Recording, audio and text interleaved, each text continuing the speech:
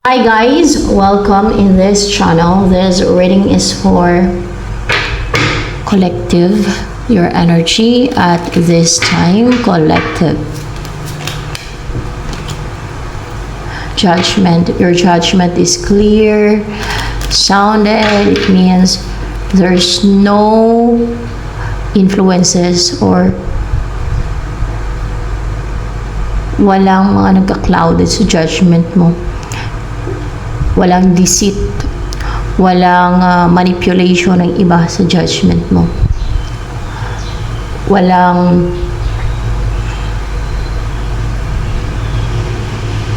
schemes. Walang pumasok na illusion, deception, lies. Kung ano yung sa judgment mo ngayon, yun ang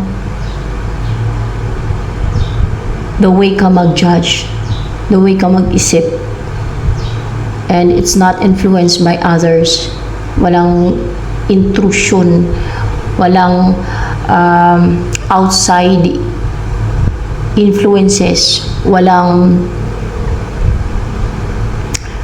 nakapasok na mag-intrude sa judgment mo or isip mo.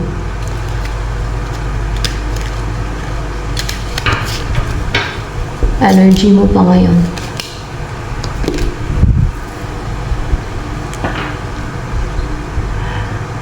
Keeper ka. Pwede din may pagka-greedy if you're greedy. Stable. Secured. Meron kang kinikip na hindi mo binibitawan. Ayaw mong bitawan yan. Person, money, stability, or anything. Your wealth.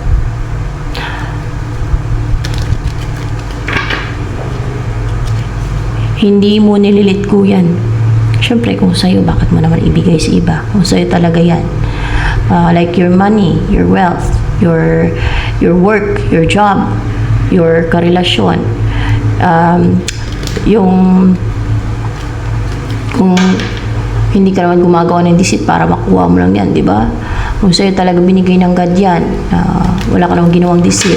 Kung sa'yo lang binigay siya ng God, like your kung status mo, di ba? Or person, or anything. Ba't mo naman hayaan na agawin sa'yo ng iba? O gawa ng deceit ng iba para makuha sa'yo, di ba? So, more information sa'yo.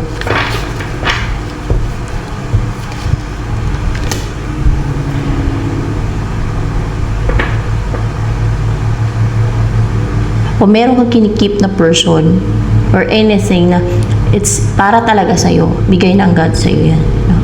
Para talaga yan sa'yo. Pwede din ganun. And you could able to decide. Makapag-decide ka na. Kung lately or in the past, hindi ka makapag-decide, nahirapan ka mag-desisyon, ngayon, makakapag-decide ka na. Magagawa mo na makapag-decide ng malaya. Yan.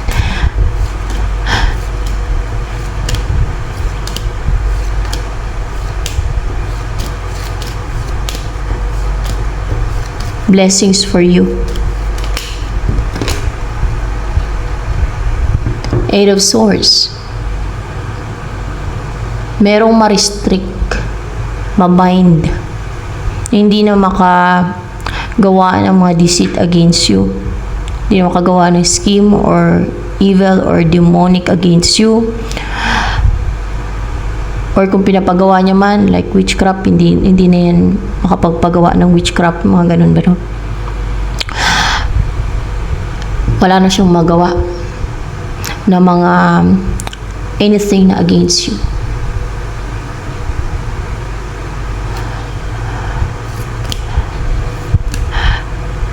More clarification sa blessings na darating sa'yo. Dahil priestess in reverse. Ito ang gumagawa ng decision, spiritual. O pwedeng yung nagpapagawa din pati. Kasi yung iba pinapagawa nila sa marunong. Hindi na yan makagawa ng mga schemes sa'yo. Deceit, spiritual. Or any atake, spiritual attacks or energetic attacks. Kasi pa-restrict na siya. So that's a blessing. Kasi malaya ka na. Kung nag-juggling ka dati siya, may kagagawa niyan. Yung hindi ka makapag-decide. Na kung pina-clouded yung judgment mo, iisipan mo, ginulo niya yung isip mo, siya yan. Kaya blessing na ma-restrict yan siya. Blessing for you. Kasi hindi ka na niya magawa ng deceit or demonic or evil or spiritual, mga ganyan. Ano pa ang blessings na marireceive mo? Nine of Pentacles in reverse. What's with the Nine of Pentacles in reverse? A blessing.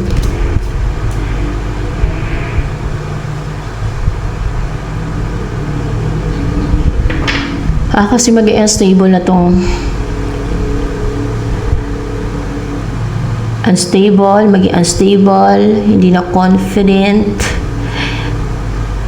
na mag-send. Meron siyang sinesend eh. Pwedeng monitoring spirit. May ibon dito eh. Kasi yung ibang monitoring spirit in a form of bird. Malalaman mo daw yan kasi napanood ko yun sa YouTube. No? In-expose ng mga taga-Africa. Yung mga about sa witchcraft, witches. Yun. Yung ibon daw, pag monitoring spirit na ibon, pumapasok yung ano sa ibon eh, yung espiritu ng mga witches, ganyan, o wizard or warlock. Para mang-monitor sa bibiktimahin nila, gagawa nila ng witchcraft. Sa bintana daw yan, mang-monitor. Dalasan na talaga sa bintana yan sila. Sisilip sa bintana, kaya kaluskusin na ng bintana. Gustong, basta yung minumonitor ka nila, yan, nakatingin sa'yo.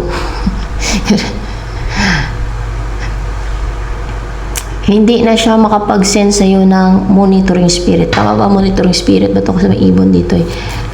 Alam mo yung confident siya mag-send eh. Ay hindi monitoring spirit yung sinesend niya. Mayroon siyang sinesend. Spiritual attacks. Spiritual attacks. Spiritual attacks nung sinesend niya. Yan. Kasi may ibon. Spiritual attacks. Kaya nga, ang effect sa'yo nun, nung nasisendan ka pa niya ng spiritual attacks, babalisa ka niyan. Nag-overthink. Baka hindi ka makatulog paggabi. Narapan ka makatulog eh. Parang na-stress. Isip ng isip na wala namang kabuluhan. Walang kwenta. Pinapagod yung isip mo. Overthink. Para matakot ka. Para ma-depress. Para makaramdam ng intense fear. Or para kontrolin yung isip mo. Para pigilan ka sa mga gagawin mo. Para makontrol ka. Kaya nga, hindi na siya makapang-atake sa'yo ng spiritual attacks kasi mawala na siya ng confidence o kumpiyansa sa sarili niya sa mga ganung ginagawa niya at maging unstable na siya at maging unsecured. Pwedeng financially maging unrooted din. Financially, hindi maging ano daw eh. Hindi na maging masagana yung pasok sa kanya. Magtaka kayo, gumagawa ng mga ganyan. Ng mga kademonyuhan pero masagana ang buhay. Kasi nga, madami na papagawa sa kanila. O kaya ay, syempre binabayaran niya sila eh. Tapos, alam niyo sa panahon ngayon, di sa paninira, no? Kung sino yung mga gumagawa ng kasamaan, kademonyuhan, harap pagkademonyuhan, yung mayaman, hindi nyo na-notice. Kaya nga yung mga sa Hollywood, nagbibinta sila ng kaluluwa nila, nag-o-offer ng mga bata kay Satanas, sa devil, para maging famous sila. So, hindi ko sinasabing pamarisan yun. So, ganun ang lakaran ngayon. Para yumaman. At nagagawa yun ng mga greedy na tao. Para yumaman sila. Yung mga bilyonaryo, Ang iba nga doon yun, ano yung kumakain ng, ano ba, sirena. Natunugan ko yun guys ha. Kumakain sila ng sirena. Para ano daw sila, maging immortal. Ewan ko, totoo ba yun? Sa YouTube ko din napanood yun. So, let's proceed sa reading.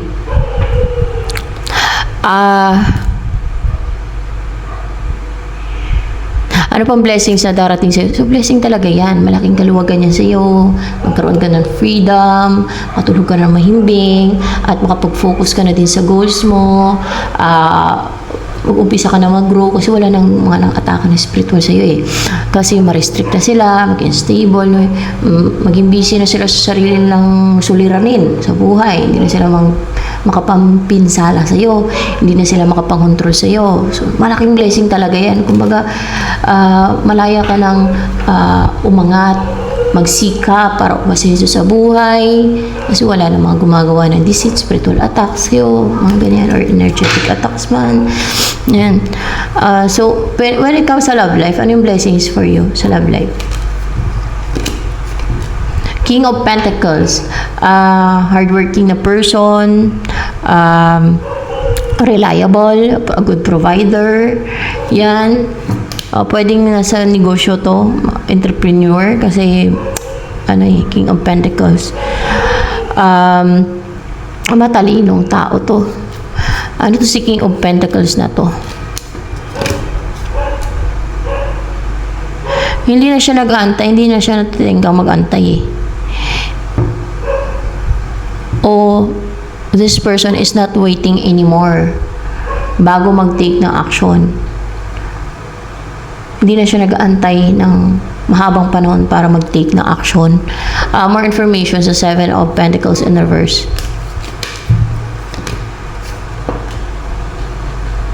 Kasi ano na to nakaramdam na to ng yung na-attach sa'yo. Emotionally in love sa'yo. Or in love siya sa'yo, nagki-care, nag-i-affectionate na siya sa'yo. Nakaramdam ng love or mahalaga ka sa kanya. Pag nakuha ka niya, para kang trophy, mga ganun, no?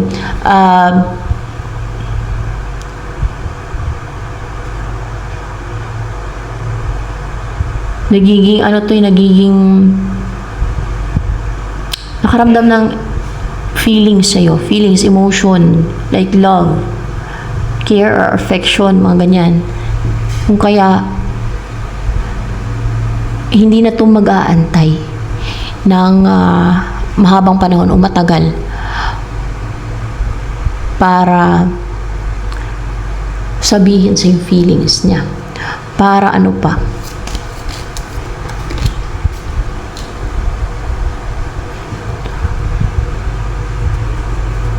Pwedeng para mabigyan ng hustisya yung ginawa sa inyo o sa'yo, or else ay para magkaroon ng balance sa inyo. More clarification with the Justice card here.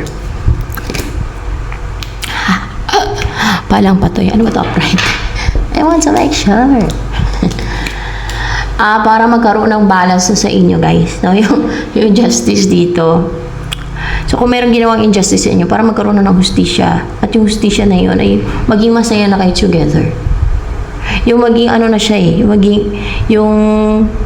siyempre mag-take ng action, no? Gagawa na siya ng move towards you para magsama kayo. Mamuhay kayo ng masaya na magkasama, o mag-start na kayo ng relationship na masaya kayo. So, yan yung relationship na may enjoy ninyong buhay na magkasama kayong dalawa. Alam yung magandang relationship, guys? Yung pang long term. So, paano maging long term yung relationship ninyo? Kailangan ng understanding sa isa't isa. You should accept the flaws of your person. Baka konting bagay lang ay wag palalimin, wag palakihin yung problema. Kung pwede namang pagpasensyahan mo na lang yung partner mo. Kasi wala namang perfect. Di ba? O kaya kung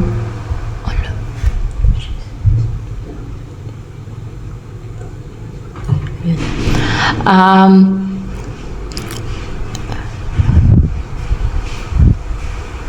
Kung kailangan na pahabaan mo yung pasensya or unawain mo yung partner mo, yung person mo.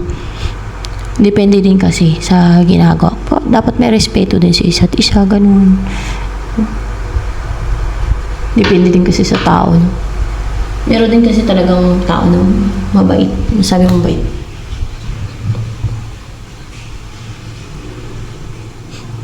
Patay-patay ilaw.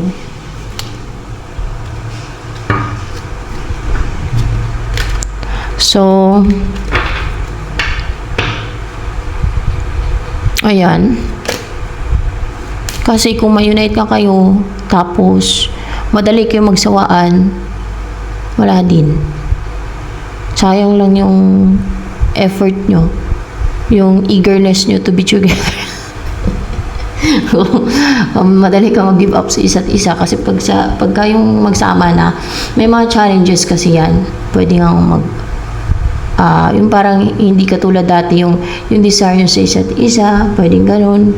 Siyempre, sa tagal ng pagsasama nyo, parang may times na parang hindi ganun ka, hindi ganun ka katulad ng dating desire nyo sa isa't isa when it comes to sex or di ba? So, kailangan talaga yung maging matyaga kayo para worth it yung pinaglaban nyo, yung connection nyo o yung relationship nyo sa mga gumawa ng mga deceit. Kasi madaming deceit sa mundong to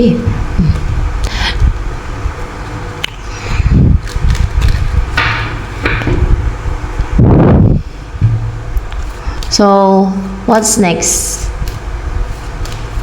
na possible na mangyayari? Wow! 6 of Cups talaga, guys. Maging close kayo niyan. Makagaanan nyo ng loob ng isa't isa. Maging feeling at home kayo sa isa't isa. Maging malapit at magaan ang loob ninyo sa isa't isa. Makaramdam kayo ng spiritual connection, soul connection sa isa't isa.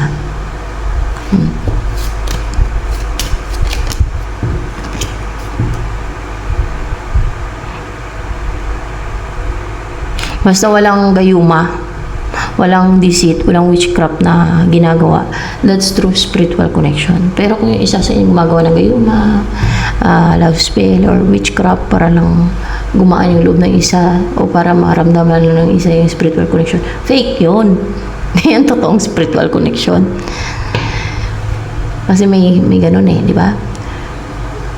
Kaya maganda din talaga na walang halong mga ganun. So, mga hindi gumagawa ng mga ganun, mahanap yun or darating yung tunay na meron kayong spiritual connection that you will build a strong bond na hindi picky yung pakita nilang pagmamahal sa inyo. Hindi picky yung maramdaman ninyong spiritual connection sa isa't isa, kundi tunay. Yun na yung mga match made by heaven na nagiging long term ang relationship kasi magkatugma hindi magka-clash, hindi dinaan sa pandaraya, no? Yung feelings and emotion and thoughts na tao. So, Queen of Pentacles in reverse. What's with Queen of Pentacles in reverse here?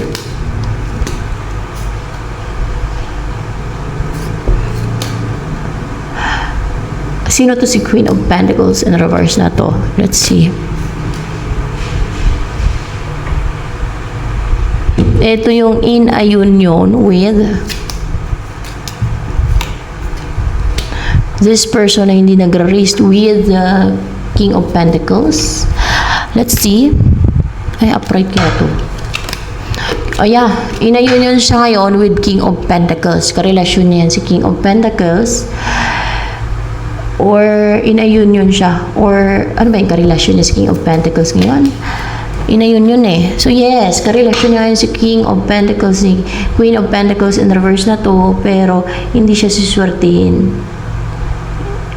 or hindi sila suswertihin kasi karelasyon niya, pero hindi siya suswertihin kasi nandaraya siya.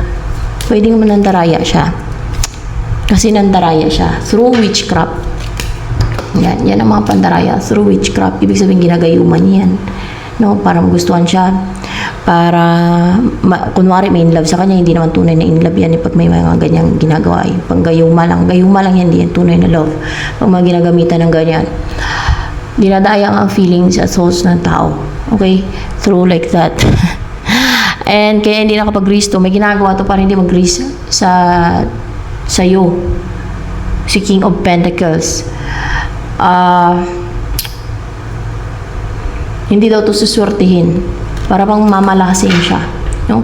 Mamalasin sa buhay, mamalasin sa luck, kapirahan, o sa love life, sa lahat na.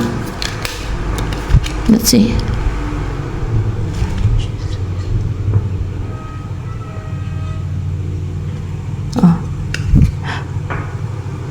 Hindi sa lahat na, sa love life ba?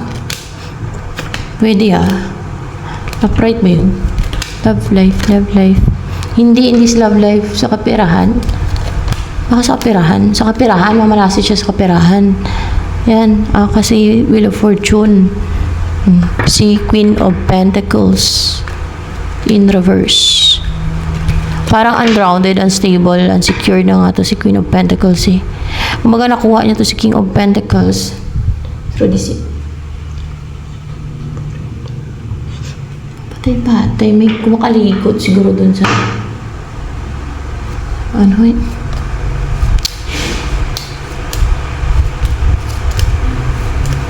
And then lumabas yung energy ng third party. So ano next na mangyayari sa inyo ni King of Pentacles? Hindi na kayo maging balisa ang isipan ninyo. Mapanatag na yung kalooban nyo. Makarecover na kayo sa mga, syempre, mga deceit, no? Sa mga ginawa niyan ni Queen of Pentacles at ng mga ilan tong gumagawa dito. Parang ang dami tatlo siguro, or I don't know, tatlo ba yung gumagawa ng spiritual? Hindi, dalawa lang.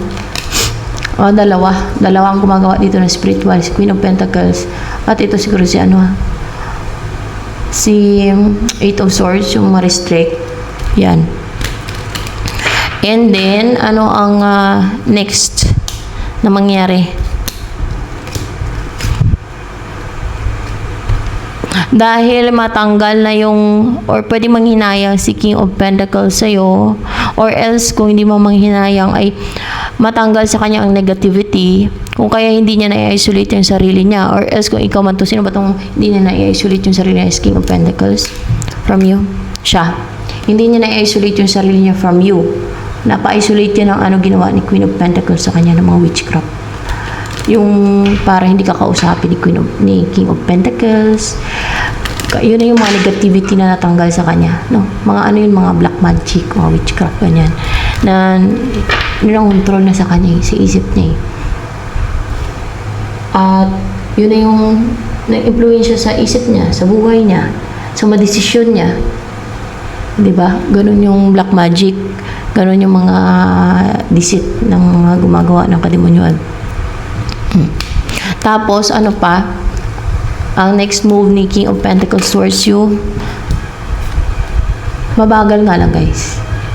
May gagawin to kasi mabagal, no? Or pwede mag-offer ng long-term relationship sa'yo, kaso baka mabagal.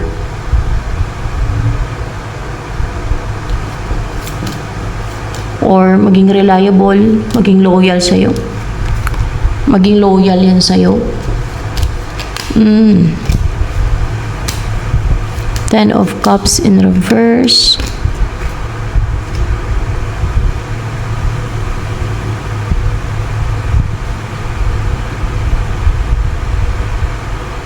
Itong family na to, guys, hindi magtatagumpay. Family na hindi masaya, o broken family. Basta hindi sila masaya, hindi fulfilled, hindi nila makuha, kasi hindi sila magtagumpay na makuha o manakaw ang sayo.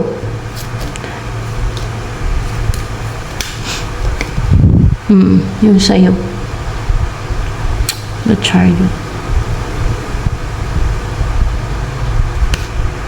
Baka yan na yun si King of Pentacles na para talaga yan sa'yo. Gusto lang nilang nakawin. Gusto nila agawin ni Queen of Pentacles na yan. Pamilya ni Queen of Pentacles. Baka kasama niya yung pamilya niya. Na greedy sila. Baka nagkagusto lang yan. Nagkagusto ba yan si King of Pentacles kay Queen of Pentacles na ginayuman niya? Oo. Diba? Tapos may iba-iba pa yung witchcraft na ginawa para ma-restrict si King of Pentacles, isolate ni King of Pentacles pala yung sarili niya, na hindi ka na niya kausapin, hindi ka niya kontakin, mga ganun, di ba? Maraming deceit. So yan, ito na lamang for collective reading.